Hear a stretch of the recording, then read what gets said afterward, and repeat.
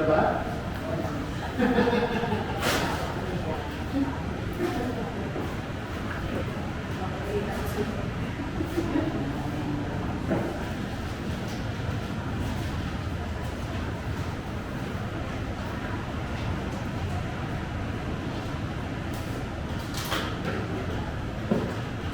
Test, hello. So yun, good afternoon po. So yung dadako naman po tayo sa attributes of God. Next slide. So bago po tayo mag-start, gusto ko po sana magtanong. Ano po yung isang word na pwede niyo pong i-describe kay God? Adjective po to describe God. Meron po bang gustong sumagot?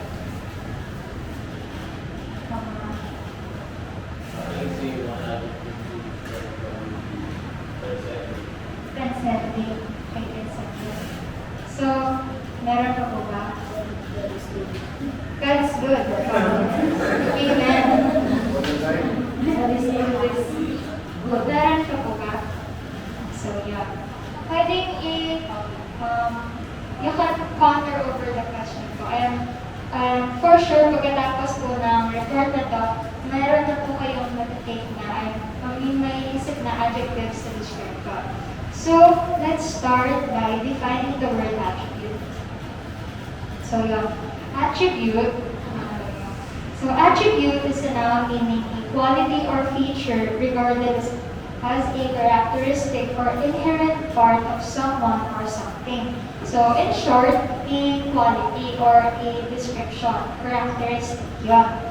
So, next po. So, how do we know the attributes? Paano ba natin nalaman yung mga attributes na sasabihin ko? So, by looking at the Bible, at Jesus Christ, that's ating creation. And dun sa report ni Marma kanina, napansin ko na yung arguments of the existence of God, galing din siya sa tanong to. So, next. So, why should we study the attributes of God?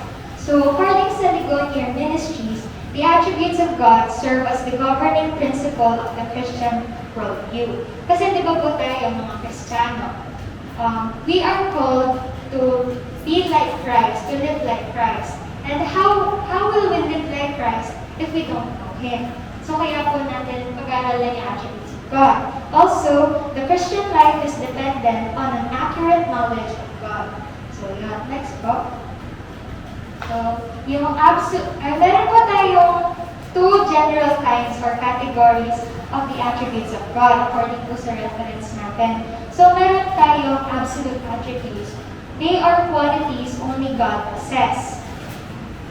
And meron po tayong 7 dito. Next po. So, yung una is self-existence. God is infinite and without origin. Katulad po nung sinabi kanina ni Matthew J.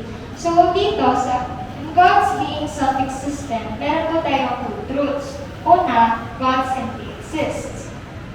Kasi yun po yung verse of ibasa na lang po. So, kasi God simply exists kasi nothing created God because God made everything. There was nothing before God because He is the beginning and end. So, kung wala siyang end and wala siyang start, wala siyang end, God simply exists. So, yun po. And yung second truth is, God doesn't need anyone to depend on so that He may exist. He is self-sufficient. His being depends on nothing apart from Himself. What we do will not affect God's being God. He will remain as He is for all eternity. He will remain as God for all eternity. In relation to this, tayo naman, we are not self-sufficient. We are sustained by God. Kasi, si God na po yung creator of everything. In Him, all our needs are met. So, next po. So, a quick SKL lang po. Share ko lang. Nung binabasa ko po yung sa self-existence ni God, na remind ko ako nung song na to. For sure po, familiar kayo dyan sa You Are God Alone. So, dinidescribe niya po yung God's self-existence. Ito. You are not a God created by human hands, not a God dependent on any mortal man, not a God in need of anything you can give. By your plan, it's just the way it is. So yun, you were God alone from before time began. You were on your throne, you were God alone. And right now, in the good times and bad, you are on your throne, you are God alone. He doesn't need anything or anyone but God. So yun po yung sa self-existence. Yung second attribute ni God is immutability. Meaning po ng immutable is unchanging, unable to be changed. Meaning, ayun to. So, He never changes. God doesn't change. We know that God does not change because of the Bible. We can see in Hebrews 13 verse 8, Jesus Christ the same yesterday and today and forever. So, if God does not change, ibig sabihin, His plans do not change. His promises do not change. Therefore, we can depend on and trust God. So, yun po.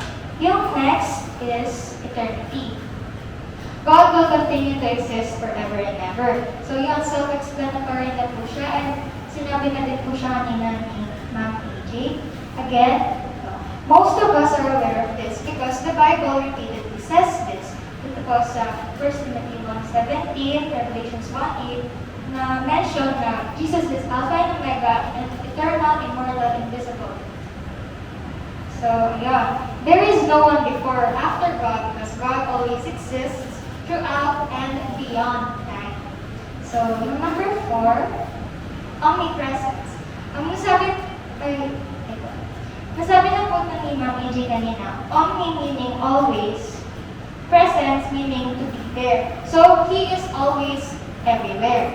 Pero, i-differentiate na po natin siya. Actually, ito, nakita ko po siya sa book.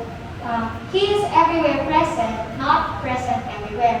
Meaning, sa lahat ng places, andoon si God, pero hindi siya present everywhere, meaning hindi siya present like sa puno. Hindi po ba yan, di ba? Sa ibang religion po kasi tinuturo po yan. So, yeah, to be omnipresent means to be in all places at all times.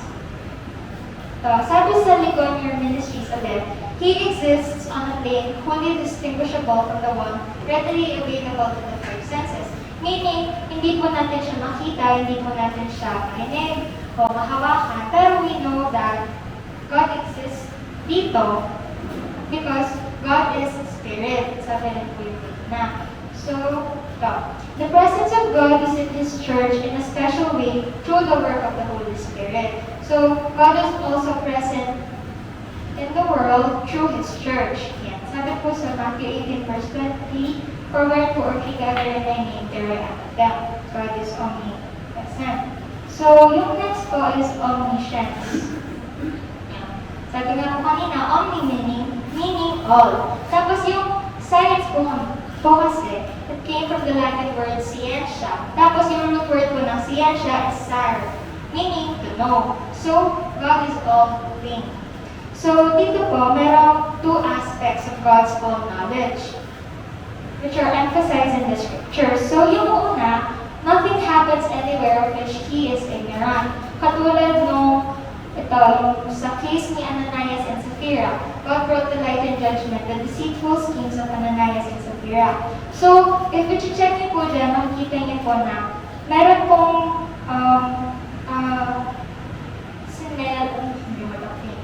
meron pong binenta na lupa si Ananias and Sapphira, mag-asawa po sila.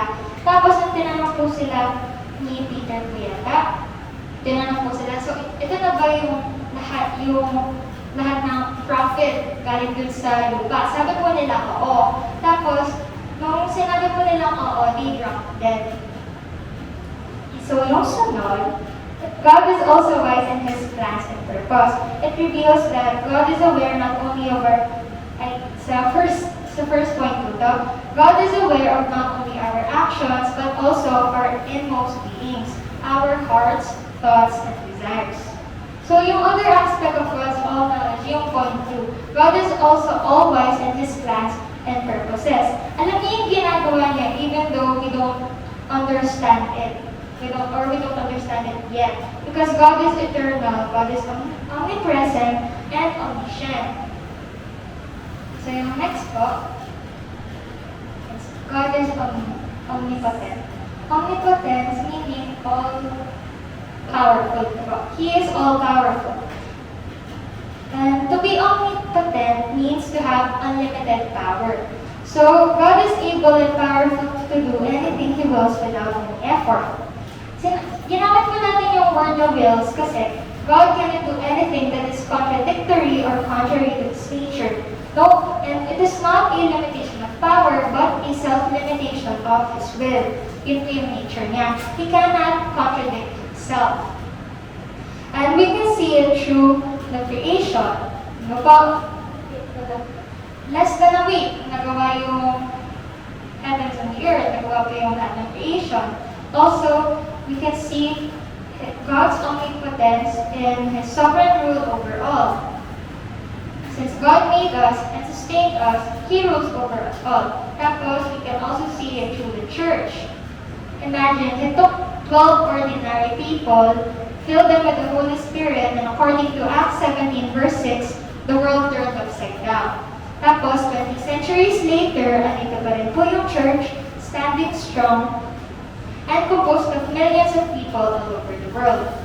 And lastly, makikita po natin yung omnipotence ni God through the resurrection of Jesus from the dead. It shows that He has power over death and grave. However, God's omnipotence po, lagi po siyang ina-attack ng mga unbelievers, mga so, yun po parang nag-attack. And ito po yung isa sa question nila. Can God move immovables? So actually, una ko po siyang na-encounter sa isa po namin subjects sa school wherein we try to connect the creation in a biblical perspective. Tapos, sa book din po, andun po siya. Can God make an immovable stone? So, yun. Sinkin po ng kate. So, yung argument po nila dito, if God is omnipotent, kaya niya bang makagawa ng isang bato na kahit siya, hindi niya magalaw? Kaso, kung nakagawa nga siya ng bato, tapos hindi niya nagalaw, ibig sabihin ba nun omnipotent siya kasi hindi niya nagalaw yun? Omnipotent nga siya kasi nakagawa siya ng immovable stone. Di ba po parang nag-contradict?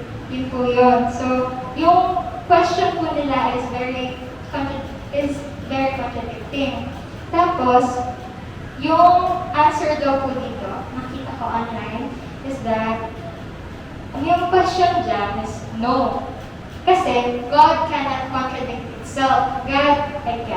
God cannot make a contradiction. Okay? Yung self-limitation nga po of His will. So, yung next is sovereignty. Related po siya dun sa transcendence na sinabi po ni Ma'am AJ and ni Sister Daph. So, God rules over all. Alam po natin to since it is said in the Bible. Even though God is sovereign, He still does not violate man's essential freedom. Kasi, di ba po, sovereignty entails that God knows everything. He is all-powerful. He can dictate our actions. Kasi God is God. He is omnipotent po, di ba? Pero, God is a God of love and gave us freedom. If He did control us, then contradictory na po yun sa nature niya, which is a loving nature, and God cannot contradict Himself. So, ayun, sovereign without violating man's essential freedom. Kaya ni God i-dictate lahat na actions natin, hindi niya ginagawa kasi binigyan niya nga po tayo ng freedom, and He does not contradict Himself. Also, foreknowledge does not determine a man's action. Hindi porket alam na ni God beforehand yung mangyayari and then dictate niya na yun. Part lang po yun ng sovereignty and omniscience niya. So, yun. Knowledge is determined by the fact and not the fact by the knowledge. Next. So, yung other category of God's attributes is moral attributes. They are qualities which man may possess to a limited degree. We call them moral because they are shared with the redeemed mortal man and pertain to character and conduct. Yan po, di ba? So, next slide po. So, yung first is holiness. God is separate from everything that is evil and sinful. Kasi po yung holy